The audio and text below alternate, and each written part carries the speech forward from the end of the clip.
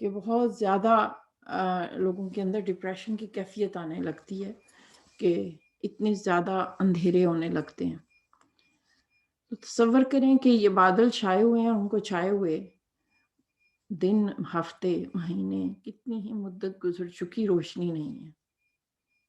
تو ایسے میں ان انسانوں کا تصور کریں جو اس صورتحال میں چل پھر رہے ہیں، رہ رہے ہیں. ان کی کیفیات کو سمجھنے میں آسانی ہوگی کہ جس طرح لاک ڈاؤن نے انسانوں کو جہاں پہ کھڑا کر دیا، پوری دنیا نارمل سے ہٹ گئی ہے. اس کو آپ اس سے ریلیٹ کر سکتی ہیں. کیسی کی کیفیت سے میں تھی دنیا کہ ہر طرف تاریکی کی گھٹائیں تھی، اندھیرے تھے. انسان کیا ہے، انسانیت کیا ہے، وہ ڈیفینیشن گم ہو گئی تھی، غائب ہو گئی تھی. اب اس کو زوم ان کرتے جائیں، اپنے ذہن میں تصور لے کر آئیں کچھ پہاڑی جگہوں کا. بہت سارے پہاڑ ہیں اور اس میں سے ایک پہاڑ ہے جس پہ چڑھا تو جا سکتا ہے مگر خاصی مشکل کے ساتھ، اور یہاں پہ بھی رات کا اندھیرا ہے. اس پہاڑی کے اوپر چڑھتے ہوئے آپ کو ارد گرد کچھ جھاڑیاں دکھیں گی. اوپر چلتے جائیں تو یہاں پہ ایک غار ہے، غار حرا. یہاں ابھی کوئی بہت اہم واقعہ ہونے والا ہے.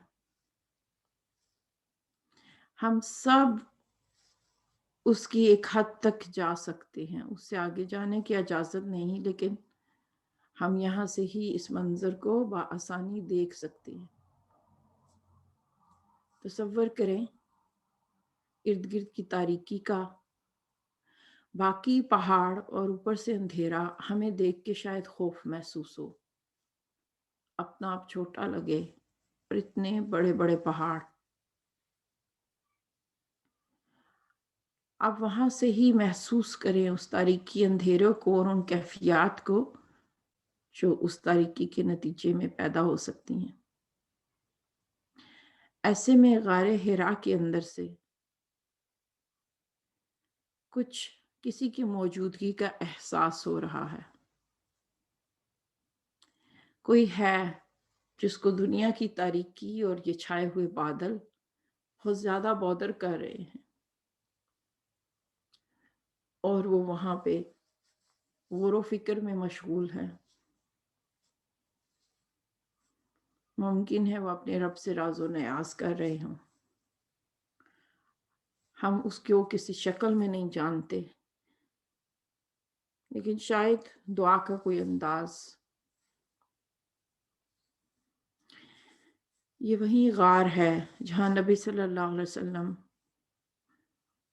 ان تاریکیوں سے گھبرا کر غور و فکر کے لیے آتے تھے. آج بھی وہ یہاں موجود ہیں. حضرت خدیجہ کھانے کا سامان ساتھ بھیج دیتی تھی. جب حالات بہت زیادہ بودر کرنے لگے تو کچھ دیر کے لیے تنہائی، خاموشی اور ریفلیکشن میں جانا، غار حرا میں جا کر بیٹھ جانا، یہ سکون دیتا ہے. اسی سکون کی تلاش میں وہاں پہ اپنے اللہ سے مناجات کر رہے ہیں، کیونکہ وہ دیکھتے ہیں، ان کی آنکھ دیکھتی ہے کہ کعبہ کے اندر بت پڑے ہیں. کفر اور شرک سے مکہ بھر چکا.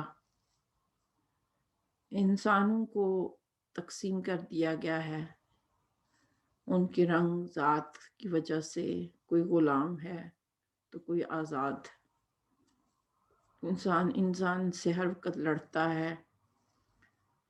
عورت کی کوئی عزت نہیں، یتیم کے کوئی حق نہیں، مسکین کو کوئی کھانا نہیں کھلاتا، کمزوروں کے حق دبا لیے جاتے ہیں.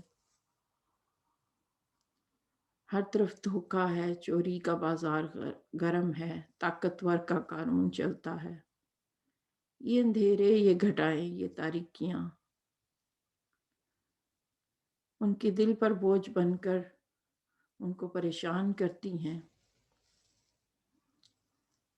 تو اس دنیا سے دور یہاں پر وہ سکون کی تلاش میں ہیں، شاید اس مسئلے کا حل چاہتے ہوں، مگر ان کے ذہن میں کوئی نقشہ نہیں، وہ نہیں جانتے کہ وہ کون ہے، ان کو کیا ذمہ داری ملنے والی ہے۔ اس سے قبل وہ اس سے بالکل لا علم تھے۔ اس دل کے بوجھ کو محسوس کریں جس سے نبی صلی اللہ علیہ وسلم گزر رہے ہیں، اور انہی بوجھوں کو وہ آنسوں اور دعاؤں کی شکل میں غار حرا میں آ کر بہا رہے ہیں۔ شاید ہم ان کی موجودگی کو محسوس کریں تو ہمیں کچھ آوازیں بھی سنائی دیں۔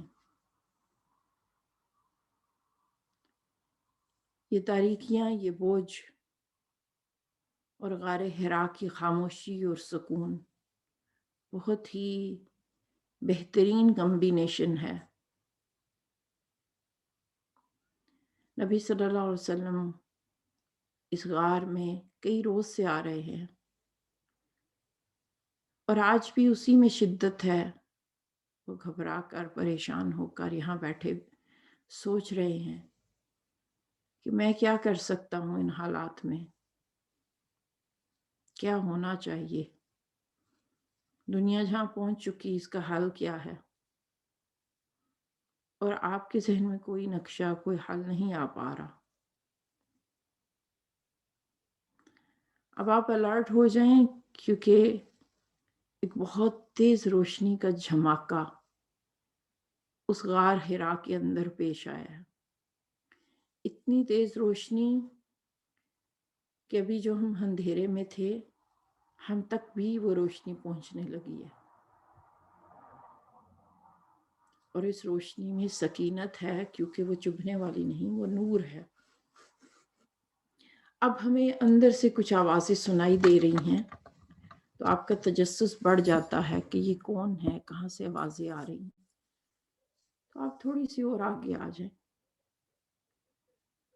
اور غار سے چند قدم پہ آ کر رک جائیں۔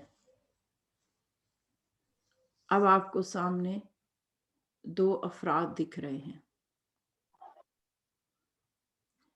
نبی صلی اللہ علیہ وسلم کو ہم دیکھ نہیں سکتے، لیکن نور کا، روشنی کا ایک خالہ ہے، وہی نور جو سکینت بخشتا ہے، جو چبھنے والا نہیں۔ اور آپ محسوس کرتی ہیں کہ وہ گفتگو کر رہے ہیں۔ آواز آئی ہے اقرأ، اور وہ گھبرا گئے۔ ایک اجنبی اس تاریکی میں، اور وہ بھی پہاڑ کے اوپر، وہ خوفزدہ ہو گئی، یہ کون ہے، یہاں کیوں آیا ہے؟ اسی گھبراہٹ میں بے ساختہ بولنے لگے، میں نہیں پڑھ سکتا، میں امی ہوں۔ پھر آواز آئی اقرأ، فرمایا میں نہیں پڑھنا جانتا۔ پھر تیسری بار آواز آئی، اور ساتھ ہی اس روشنی کے حالے میں نے نبی صلی اللہ علیہ وسلم کو اپنے ساتھ لگایا اور بھینچا بہت شدت سے۔ اور پھر آواز آئی اقرأ بسم ربک الذی خلق،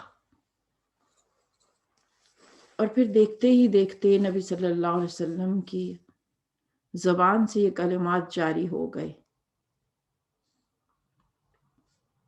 اور پھر ہمیں کچھ آیات کی آواز سنائی دی، اور یہ کچھ لمحوں کے لیے ہوا، اور پھر وہ روشنی غائب ہو گئی۔ اور اب نبی صلی اللہ علیہ وسلم بہت گھبرا چکے ہیں، جسے کوئی انسان پینک ہو جاتا ہے، کیونکہ آپ نہیں جانتے کہ کیا ہوا ہے، آپ اس کو کوئی ڈیفائن نہیں کر پا رہے۔ اسی گھبراہٹ میں آپ وہاں سے اٹھ کر چل پڑتے ہیں بہت تیزی سے اور اپنے گھر کی طرف رخ کر رہے ہیں. ہمیں اجازت ہے کچھ فاصلے پہ رہ کے آرٹ فالو کرتے جائیں.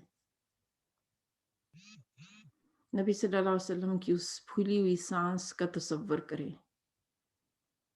کیونکہ یہ بہت بڑا واقعہ تھا جو پیش آیا.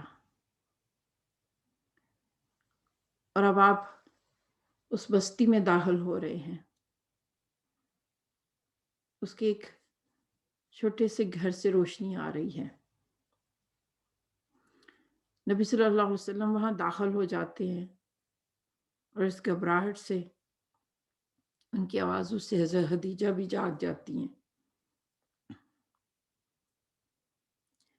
آپ کو اجازت ہے کہ آپ دروازے کی اوٹ تک آ جائیں. آپ کو یہاں سے کچھ آوازیں سنائی دیں گی. آپ بہت گھبرائے ہوئے داخل ہوتے ہیں اور خدیجہ رضی اللہ عنہا سے کہتے ہیں مجھے اڑا دو، مجھے اڑا دو. آپ کی جسم پر کپاہٹ ہے، گویا کوئی سردی لگ رہی ہو. حضرت خدیجہ گھبرا جاتی ہیں اور آپ کے اوپر کمبل ڈالتی ہیں. آپ لیٹ جاتے ہیں لیکن ابھی بھی گھبراہٹ کی کیفیت طاری ہے. حضرت خدیجہ بہت ہی سودنگ اور کمفرٹ والے انداز میں ان کو تسلی دیتی ہیں. وہ تسلی اتنی خوبصورت تھی کہ میں چاہتی ہوں کہ آپ ان کے الفاظ کو بہت غور سے سنیں. تب آپ چھت پر آ جائیں. چھت سے آپ کو نیچے کا منظر آسانی سے دکھے گا. آوازیں آپ کو زیادہ سنائی دیں گی اور اب آپ ان آوازوں پہ توجہ دیں. حضرت خدیجہ فرما رہی ہیں کہ اللہ آپ کو ضائع نہ کرے گا. نبی صلی اللہ علیہ وسلم کی آواز آئی کہ مجھے اپنی جان کا خوف ہے.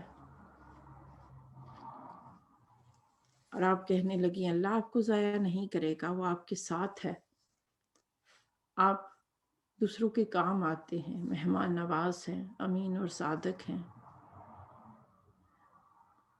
دکھی لوگوں کی دکھ دور کرتے ہیں، دوسروں کی مدد کرتے ہیں. اللہ آپ کو ہرگز نہیں چھوڑے گا.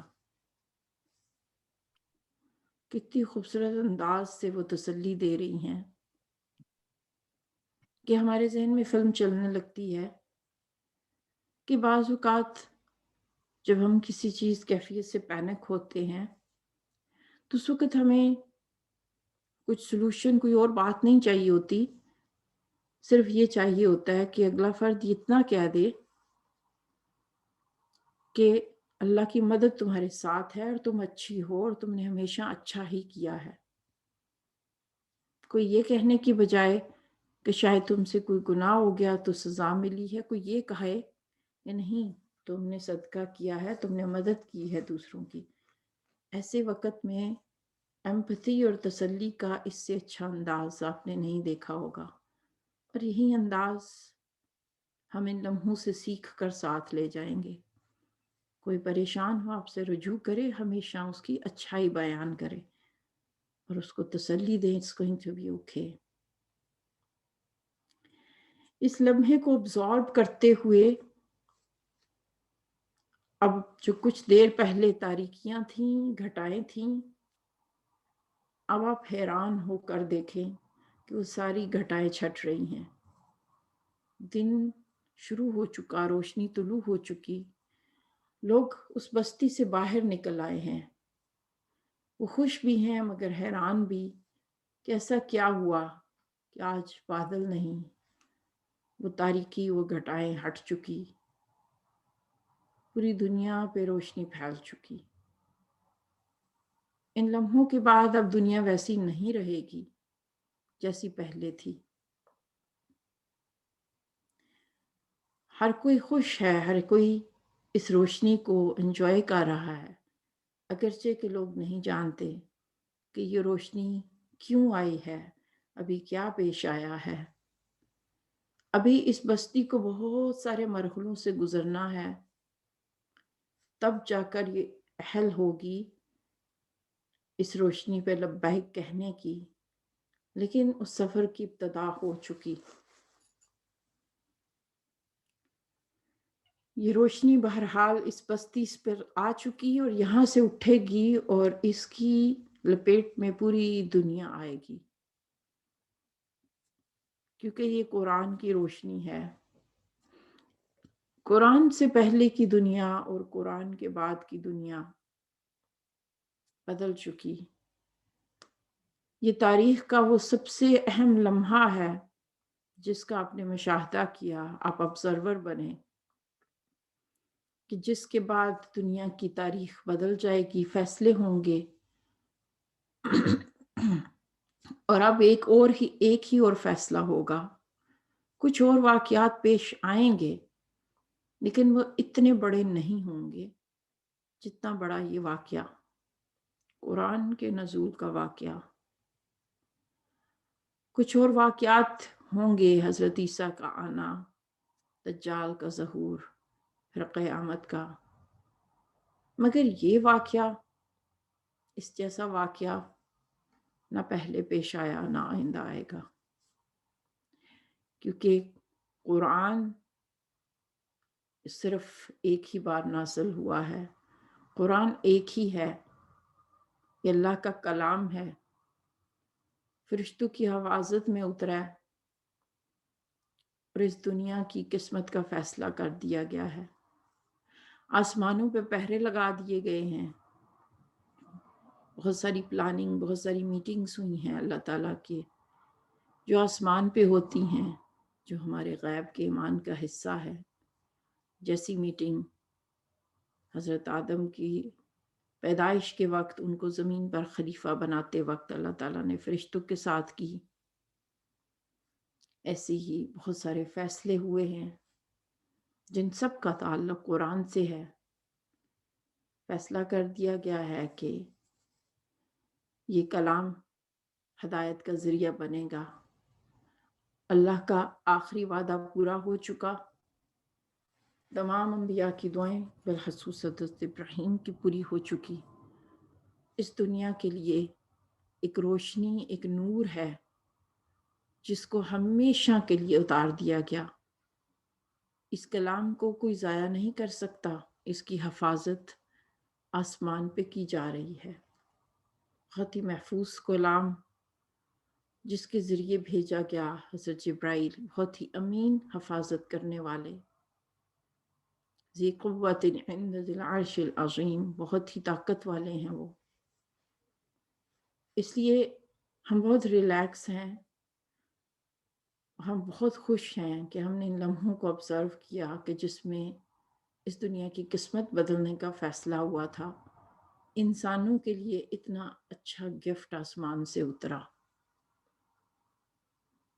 بہت ضروری ہے کہ ان لمحوں کو پھر ایسے نہ گزارا جائے۔ جب انسان کی زندگی میں کوئی اہم واقعہ پیش آتا ہے تو اس کی اینیورسری کرتا ہے، کوئی انسان پیدا ہوتا ہے تو وہ اس کی برتھ ڈے کرتا ہے، کوئی ملک اور کچھ قوموں کی زندگی میں دن اہم ہوتے ہیں کہ وہ ان کو یاد رکھتی ہیں اور ان کو مناتی ہیں ہر سال۔ کچھ ایسے فیصلے کر دیتی ہے تاریخ کہ وہ ہمیشہ کے لیے امر ہو جاتے ہیں، چاہے وہ پہلی جنگ عظیم ہے، دوسری جنگ عظیم ہے، ہاں وہ پاکستان کے بننے کا تاریخ دن ہو، کچھ بڑے بڑے لوگ جس دن پیدا ہوئے، جس دن فوت ہوئے، انسانوں کے لیے یہ لمحے، یہ دن اہم ہو جاتے ہیں، قوموں کے لیے ہو جاتے ہیں۔ جیسے قرآن نے کہا، بنی اسرائیل کو بار بار کہا کہ اس دن کو یاد کرو جس دن ہم نے تمہیں نجات دی تھی فرعون سے۔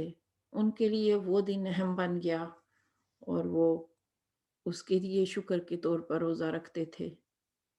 تو اس سے پتہ چلا جو لمحے اہم ہوں، جن میں بہت بڑے فیصلے ہوں، انسان کی فطرت میں ہے کہ وہ ان لمحوں کو یاد رکھنا چاہتا ہے۔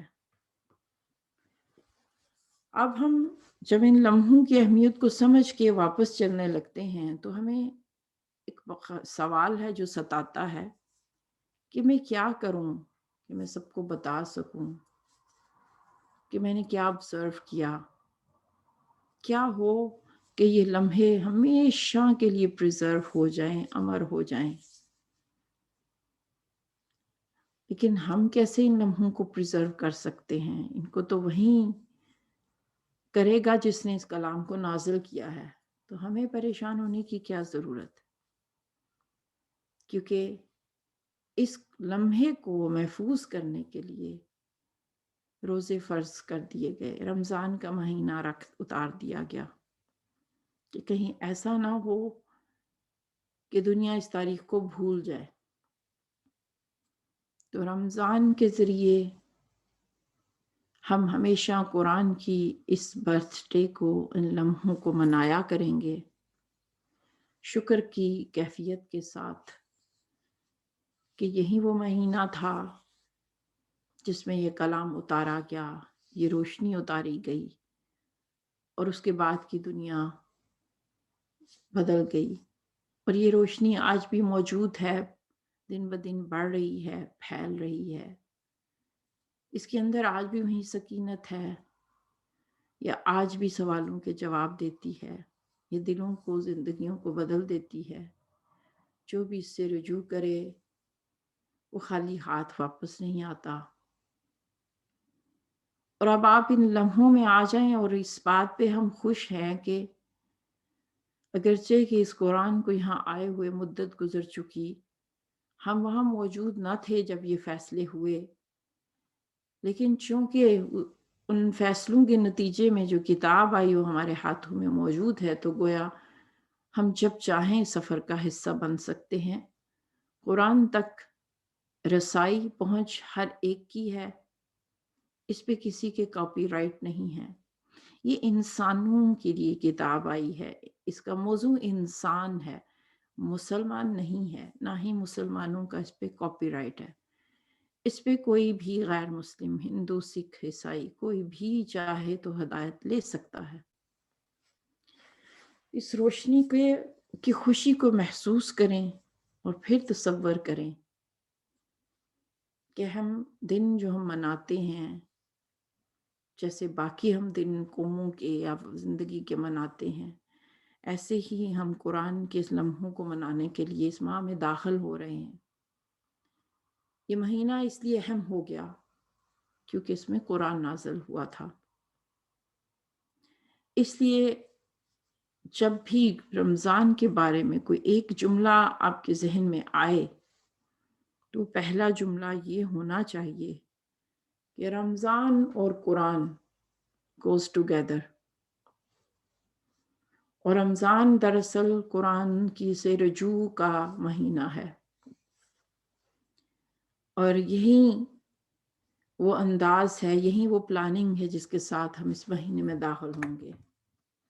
رمضان اور قرآن، ان کا آپس میں کیا تعلق ہے، اور ہم اس تعلق کو کیسے اپنے لیے مفید بنا سکتے ہیں، اس کی پلاننگ کیسے ہو کہ ہم اس کو، قرآن کو زیادہ سے زیادہ اپنے اندر ابزارب کر سکیں۔ ہر پلاننگ صحیح ہے، جو کچھ بھی آپ نے کر لیا، سوچا، جو ارد گرد چلیں گے۔ ہم خوش قسمت ہیں کہ آج کے دور میں بہت سارے دورہ تفسیر آن لائن ہو رہے ہیں، جگہ جگہ قرآن کی محفلیں ہوں گی، ہر کوئی اس کو زیادہ سے زیادہ ختم کرنا چاہے گا، اور تراویم کا اہتمام جہاں جہاں ممکن ہوگا مساجد میں، یعنی اس کتاب کی طرف پوری امت دوبارہ سے رجوع کرے گی۔ تو دیکھیے کتنا خوبصورت مہینہ ہے یہ کہ دل زندہ ہو جاتے ہیں۔ کوئی کسی بھی درجے پہ ہے تو وہ رمضان میں ایک آدھ دفعہ سوچتا ضرور ہے، اپنے ایمان کی طرف رجوع کرتا ہے، اور یہ بہت خوبصورت بات ہے۔ اب آئیڈیل کیا ہے؟ نبی صلی اللہ علیہ وسلم رمضان میں حضرت جبرائیل کے ساتھ دورہ قرآن کرتے تھے۔ آئیڈیل یہ ہے کہ نیکی کو کریں مگر استقامت سے اور تھوڑا تھوڑا کر کے. رمضان، میں نے شروع میں سوال کیا کہ آپ کے لیے رمضان کیا ہے. کچھ عرصہ سے رمضان میرے لیے بہت مشقت بن گیا تھا، اور پچھلے کچھ سالوں کے رمضان جو یوکے کی گرمی میں آتے ہیں، آپ جانتی ہیں کہ لمبے روزے تھے پچھلے کئی سالوں سے. روزوں کے لمبا ہونا اتنا چیلنج نہیں ہے، لیکن جو روٹین ہوتی ہے کہ اگر آپ ماں ہیں، آپ کے بچے چھوٹے ہیں، تو آپ جانتے ہیں کہ رات جو کہ بہت چھوٹی ہوتی ہے، تو آپ سحری کھا کر لیٹنا بھی چاہیں تو آپ کے اس بہت کم وقت بچتا ہے، چونکہ اسکولنگ کا ٹائم ہوتا ہے. اسکول چھوڑ کے آ کر پھر دورہ قرآن پچھلے تقریباً 10-15 سال میں دورہ قرآن میں کراتی رہی ہوں. اور پھر اس کی تیاری کے بعد جب آپ ظہر پڑھتے ہیں تو پتہ چلتا ہے کہ اب اتنی چھوٹی ونڈو بچی ہے کہ بچوں کو پک کرنا ہے، تو آپ اس طرح ریسٹ نہیں کر سکتے. پھر جب بچے آ جاتے ہیں تو پھر آپ کی روٹین ان کے گرد گرد ایوالو ہوتی ہے. بیچ میں چانس مل جاتا ہے کہ آپ ریسٹ کر لیتے ہیں، لیکن کیا ہوتا ہے کہ ایک خاتون، ایک ماں ہونے کے ناطے آپ کو یہ دیکھنا پڑتا ہے کہ آپ کا آپ ریسٹ کی وجہ سے دوسرے لوگوں کے روزے متاثر نہ ہوں، یعنی باقیوں کے روزے آپ پہ ڈیپینڈ کر رہے ہوتے ہیں. کہ میاں اگر کام سے آئے ہیں تو ان کو ہوتا ہے کہ بس سونا ہے، ہم نے سونا ہے. بہت سارے، آئی ایم ناٹ سیئنگ کہ ایوری باڈی، لیکن میرے میاں کے لیے رمضان سونے کا بھی مہینہ ہے. تو وہ آ کے ریسٹ کرتے ہیں کہ بھئی صبح جو ہے وہ سونے نہیں ہوا. تو پھر ظاہر امی ڈیڈی دونوں تو سو نہیں سکتے بیک وقت، کسی کو تو پھر ڈیوٹی دینی پڑتی ہے.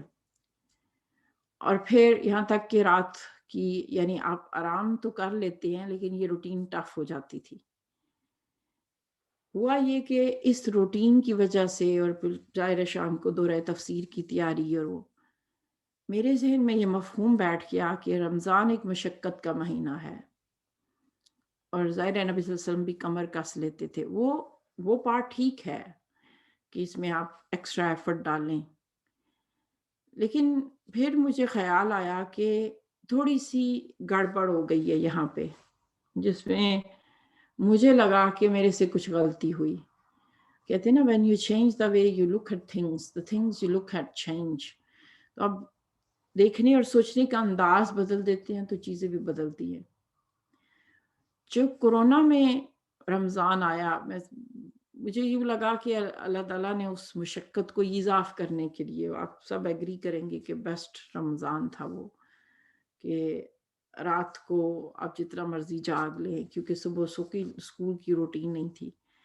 لیکن اس رمضان سے میرا وہ جملہ بدل گیا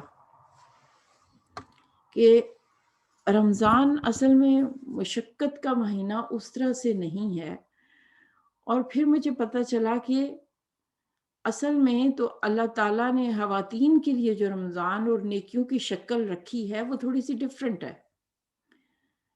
اور اس کو ہم لنک کر سکتے ہیں کہ میرے ذہن میں وہی آتا ہے کہ حضرت ہاجرہ اپنی بیبی کے لیے ایفرٹ کرنے لگ گئیں، بھاگنے لگ گئیں ایک پہاڑ سے دوسرے کی طرف، اپنی فیملی کا خیال رکھنے کے لیے انہوں نے ایفرٹ ڈالی. تو اللہ تعالیٰ کو اتنا اچھا لگا اس خاتون کا دوڑنا کہ اس کو حج کا حصہ بنا دیا. تو ہم جو روزے میں اتنا دوڑتے ہیں، روزے رکھ کے بھی ہم نے بچوں کو کھانا دینا ہوتا ہے، دوسروں کے خیال رکھنا ہوتا ہے، پورے گھر کا رمضان ہم پہ ڈیپینڈ کرتا ہے. تو ہمارا تو یہ دوڑنا ہی عبادت ٹھہرا. اس کے ساتھ اگر آپ فرض نماز پڑھ لیتے ہیں، کچھ نوافل کا اہتمام کر لیتے ہیں، ٹھیک ہے. ورنہ ایک خاتون کے لیے سب سے ٹاپ پرائرٹی اور جو نیکی ہے، خواتین کو میں نے دیکھا کہ وہ ڈائبیٹک لوگوں کے لیے الگ سے کیئر کر رہی ہیں، انہی پہ ہے کہ گھر اور بزرگ ڈیپینڈ کر رہے ہیں. تو ایک خاتون کا جو رمضان ہے وہ تو بہت بڑی عبادت ہے. کیونکہ مجھ سے غلطی یہ ہوئی کہ میں نے عبادت کی اسی شکل کو سمجھا کہ جو لوگ بہت زیادہ تلاوت کر رہے ہیں، رمضان میں تراویح کھڑے ہو کے پڑھ رہے ہیں، پورا قرآن سن رہے ہیں، اور پھر آ کے وہ رات کو جاگ رہے ہیں، پھر رات کو جاگ کے وہ صبح سو جاتے ہیں. کیوں سو جاتے ہیں؟ ان کو پتہ ہوتا ہے کوئی گھر میں خاتون ہے کہ وہ کر لے گی سارا. تو میں نے اس کو کمپیئر کیا دونوں روٹین کو کہ اگر مجھے یہ آپشن ملے کہ میں ساری رات جاگوں، ساری عبادات کروں اور مجھے باقی کچھ نہ کرنا پڑے، I would be a happy person. کہ میں مطلب موجوں والا یہ طرز عمل ہے. ساری رات عبادت کرو، اللہ اللہ حیر صلی اللہ، صبح ریسٹ کر لو اور اپنی ایک ریلیکس روٹین. اور دوسری طرف مشقت کیا تھی کہ بھئی آپ رات کو اس لیے نہیں جاگ پائے کیونکہ آپ کو صبح کی روٹین مینج کرنی ہے. تو مجھے لگا کہ یہ راستہ زیادہ مشقت کا ہے. ہوا یہ کہ کچھ عرصے سے ہم نے چونکہ عبادت کی اس شکل کو زیادہ پروموٹ کیا. آپ کچھ بھی اٹھا کے دیکھ لیں تو اس میں عبادات کی جتنی شکل بنائی جاتی ہے، میں نے کبھی کسی درس میں یہ نہیں سنا. اور میں چاہوں گی کہ آپ بھی لوگوں میں خوشخبریاں بانٹیں کہ جو سحریاں بنا رہی ہیں خواتین، جو اٹھ کے افطاریاں بناتی ہیں، جو بچوں کو دن میں کھلاتی ہیں، ان کا کتنا ریوارڈ ہے. رمضان کی اس شکل کو اوپر آنا چاہیے کہ بھئی آپ تو آلریڈی اتنا کچھ کر رہی ہیں. ایک شکل وہ ہے کہ آپ تراویح پڑھ رہے ہیں، آپ تلاوت کر رہے ہیں، لیکن ایک اور شکل عبادت کی یہ ہے کہ آپ فیملی کے لیے، فیملی کا رمضان آپ کی وجہ سے ممکن ہو پا رہا ہے. تو ایسے میں ایک خاتون کو بار بار خوشخبری ملنی چاہیے کہ تم جو کر رہی ہو نا، it is the most rewarding job. تو ایسے میں ایک ماں، ایک بیوی، ایک خاتون جس پہ گھر کی ذمہ داری ہے، اگر وہ کچھ بھی ایکسٹرا نہیں کر پاتی تو یقین مانے، میرا ذاتی طور پہ یہ ماننا ہے کہ اس کا نامہ اعمال بہت بھر چکا. سو ٹیک اٹ ایزی. اب جیسے ایک آسان طریقہ یہی ہے، جیسے میں نے کہا کہ میں سنتی ہوں اور نوافل میں قرآن دیکھ کے پڑھتی ہوں. پھر میں نے خود کو ریلیکس کیا کہ میں پورا قرآن نہ بھی پڑھ سکی، کچھ حصہ پڑھ لیا کروں گی. فَقْرَؤْا مَا تَيَسَّرَ مِنَ الْقُرْآنِ، جتنا آسانی سے پڑھ سکو پڑھ لیا کرو. اور ویکینڈ پہ اگر ایکسٹرا جاگ سکتے ہیں. میری کمزوری یہ ہے کہ میں رات کو 9 کے بعد میری جو ہے نا، میری چارجنگ ختم ہو جاتی ہے، میری بیٹری بیپ بیپ بیپ کرنے لگتی ہے اور میں شٹ ڈاؤن ہو جاتی ہوں بالکل. تو مجھے رات کی نیند چاہیے ہوتی ہے. اور اگر ہم صبح 10-15 منٹ اٹھ کے پہلے 2 رکعت بھی پڑھ سکتے ہیں، اس مور دین انف. اسی طرح آپ صبح اگر سکول کی روٹین کر رہے ہیں، اس کے بعد آپ کا پروگرام ہے نہیں ہے، اس پہ ریسٹ کر لیں. آپ اس لیے ریسٹ کریں، اس نیت سے اپنے آرام کا خیال رکھیں تاکہ آپ کی وجہ سے آپ تھکتے ہیں. اچھا، اس میں یہ بھی خیال رکھیں کہ اگر ہم اپنے آپ کو، ہم کہتے ہیں نہیں میں ایکسٹرا کر سکتی ہوں، پھر نا تھکاوٹ سے چڑچڑاہٹ آنے لگتی ہے. تو یاد رکھیں رمضان، کیونکہ مجھ سے یہ بھی غلطی ہوئی کہ اس مشقت کی وجہ سے میں بچوں کے ساتھ تھوڑی سی فرسٹریشن دکھانے لگتی تھی نا، کہ اتنا ہیوی سب کچھ چل رہا ہوتا تھا. تو مجھے لگا کہ نہیں، رمضان تو ایک کمفرٹ اور ایک سکینت کا اور ایک دوسرے سے ریلیکس ہونے کا، تعلقات کی اچھائی کا مہینہ ہے. اور یہ مجھے ارد گرد بھی دکھا کہ افطاری کے ٹائم جیسے کچھ لوگ ایک دوسرے کے ڈاڈے بن جاتے ہیں اس بھوک اور اس کی وجہ سے نیند کی اونچنی. نہیں، یہ مہینہ is not about that کہ جو یہ نیکیوں کی اصل ہے وہ ہم ضائع نہ کر دیں. کہ یہ نا بھوک پیاس تو مقصد ہے ہی نہیں ہے، آپ کا ایٹیچیوڈ ہے وہ ڈیولپ ہونا چاہیے. تو مجھے لگا کہ یہ مہینہ میں نا ہم تھوڑے سے ڈاڈے بن جاتے ہیں اس وجہ سے کہ ہم نے خود کو ایکسٹرا مشقتوں میں ڈال دیا. تو ٹیک اٹ ایزی کہ گھر کا ماحول نہ خراب ہونے پائے. تو آپ کو جتنا ریسٹ کرنا ہے آپ کریں. پھر ظہر میں اگر آپ دیکھ کے قرآن پڑھ لیں یا بعد میں 10-15 منٹ بیٹھ جائیں. اور پھر عصر میں، اور جو آپ کی روٹین جو سوٹ کرتی ہے، جیسے سوٹ کرتی ہے کریں. لکلی میرے گھر میں چونکہ آئی ایم شور کہ روزے ان کے بھی قبول ہوتے ہوں گے جن کے گھر پکوڑے نہیں بنتے، کیونکہ میرے گھر نہیں سموسے پکوڑے بنتے. ہمارے گھر میں صرف سیلڈ سے افطاری ہوتی ہے. آپ you might feel sorry for my family, لیکن ایون فروٹ سیلڈ بھی چونکہ مجھے پسند نہیں ہے، تو را فروٹ اور سیلڈ کا بڑا باؤل अब इसलिए नहीं कि मेरी फैमिली को पसंद नहीं है, बात ये कि क्योंकि मुझे खुद खाने का उस तरह शौक नहीं है, तो मैंने अपनी फैमिली को मेंटली वहाँ पे ट्रेन कर दिया हुआ है, इंक्लूडिंग माय हस्बैंड। अब आप अगर मुझसे सीक्रेट पूछना चाहें कि मैंने हस्बैंड को कैसे ट्रेन किया, तो वो फिर मैं आपको फ़ोन या टेक्स्ट पे नहीं बता सकती। बहरहाल उसका फ़ायदा ये है कि ठीक है, आप बनाएँ जो आपकी फैमिली की रिक्वायरमेंट्स हैं। मैं समझती हूँ कि हर एक का जो पैकेज है, वो उसके हिसाब से होना चाहिए। आपका जो भी इफ्तार टाइम है, और फिर एक और बात, आप एक पोस्ट देखेंगे इन दिनों सर्कुलेट हो रही है कि ये 3 औकात ज़ाया ना करें।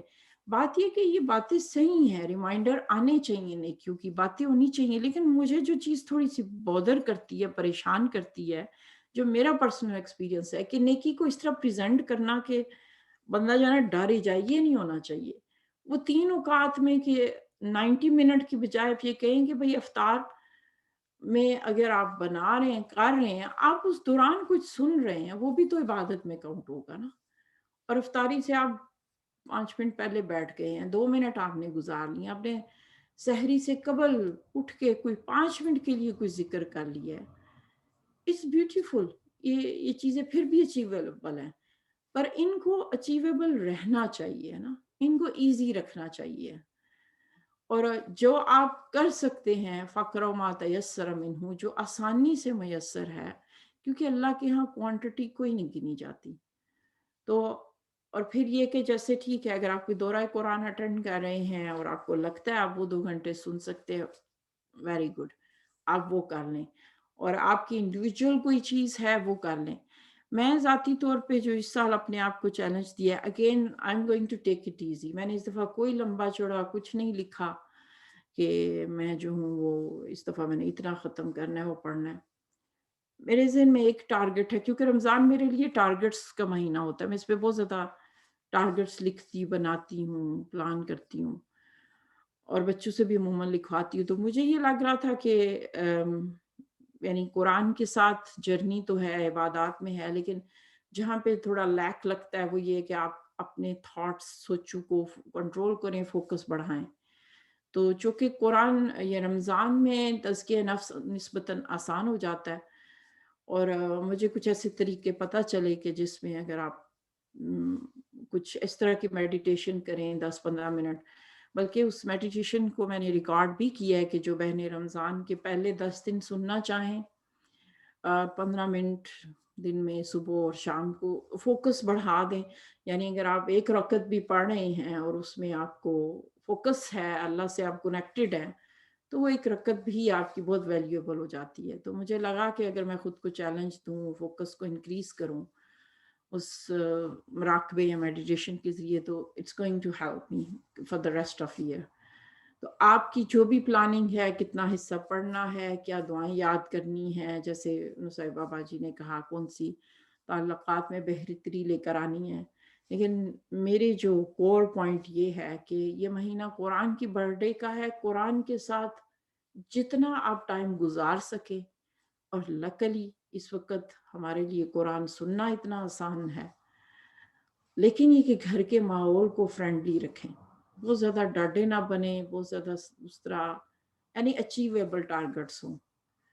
तो आई होप कि मेरा ये पॉइंट आपको समझ आया होगा। ऑफ़ कोर्स आपके अपने भी होंगे कोई ना कोई पॉइंट्स।